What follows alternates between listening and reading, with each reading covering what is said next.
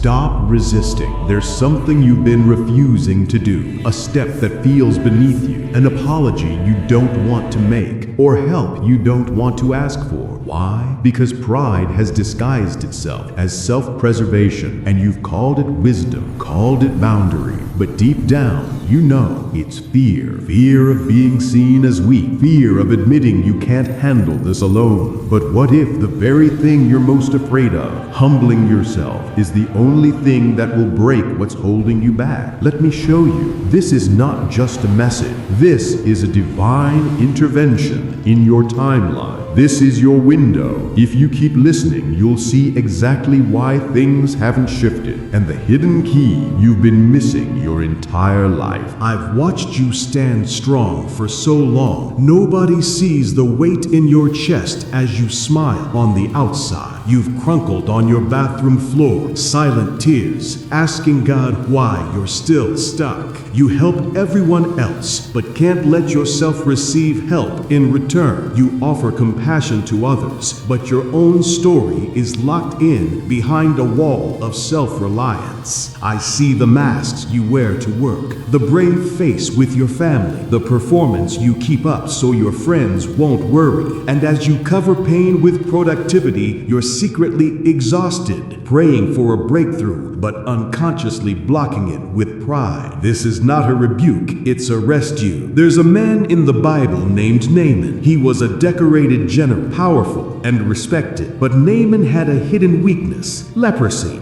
A disease that made him feel unclean, ashamed, untouchable. Naaman had the resources, the connections, the influence, everything but a cure. Word came to him, go see the prophet in Israel. He'll heal you. But when Naaman arrived, the prophet didn't even come out. Instead, he sent a messenger with this humiliating instruction. Go wash 7 times in the Jordan River, a dirty, muddy, unimpressive river. Naaman was furious. I expected fanfare. I expected honor. Does he know who I am? Is my dignity worth nothing? Pride stiffened his back. This was not the healing journey he pictured. But here's what you didn't know. The miracle was married to humility. Naaman's healing wasn't postponed by delay, but by his own pride. He wanted a solution that looked dignified,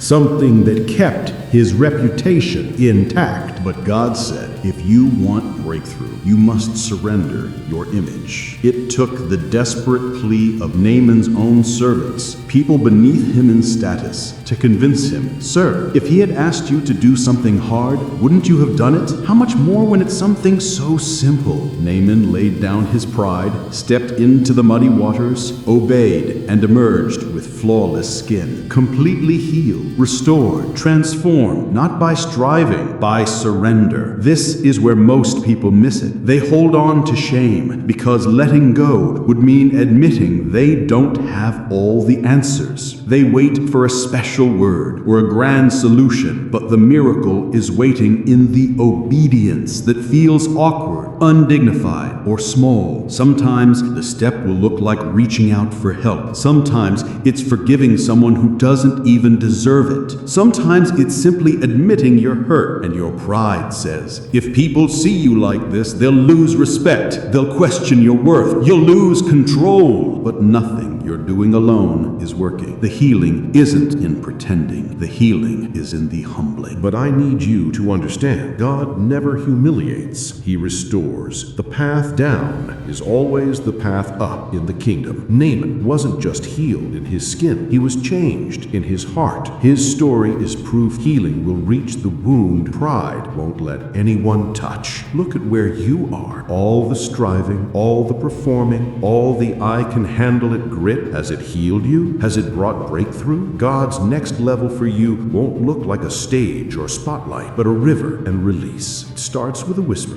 It starts with letting someone else's faith carry your weakness for a moment. It starts by opening the locked rooms in your soul and letting God's unlikely grace flood the places you hid the most. Now here's what happens next, and this is your divine timeline. Within the next 30 days, if you do what feels foolish but you know is obedience, you will witness an unexplainable change. For some, it will be reconciliation in a relationship that felt impossible. For others, of physical healing. For others, doors that have refused to open will swing wide after years of resistance. Not through credentials, but through humility. You will know it's God because it will come through a channel you thought was beneath you, not the impressive means you expected. But here is your call to action. In the next 72 hours, confess one burden out loud to someone safe. Pray, God, cleanse what I can't fix myself. If you're called to apologize, apologize. If you're called to ask for help, ask. If you're called to let an old wound surface, stop hiding it. Write yourself a note. Pride won't heal me, but humility will. Every day for 30 days. Practice a small act of humility. Serve someone. Receive a compliment. Admit when you don't know. Watch what changes. And now, as you commit in your heart, understand this. The blessing you felt unworthy for, the breakthrough you thought you had to earn, the healing you believed was out of reach, it was always attached to a humble act you avoided. But as you step down, you'll be lifted up. As you surrender control, you'll gain strength. As you get honest before God and others, you'll find what the proud never do: peace. Stop letting pride talk you out of your miracle. Stop resisting the instructions that don't make sense. Stop hiding from your healing. Step into your Jordan. Let the grace that feels awkward, uncomfortable, even embarrassing, do what your best efforts never could. The next 30 days will be testimony, but only if humility leads the way. Your healing begins when you stop performing and start receiving. It's your time to be made whole.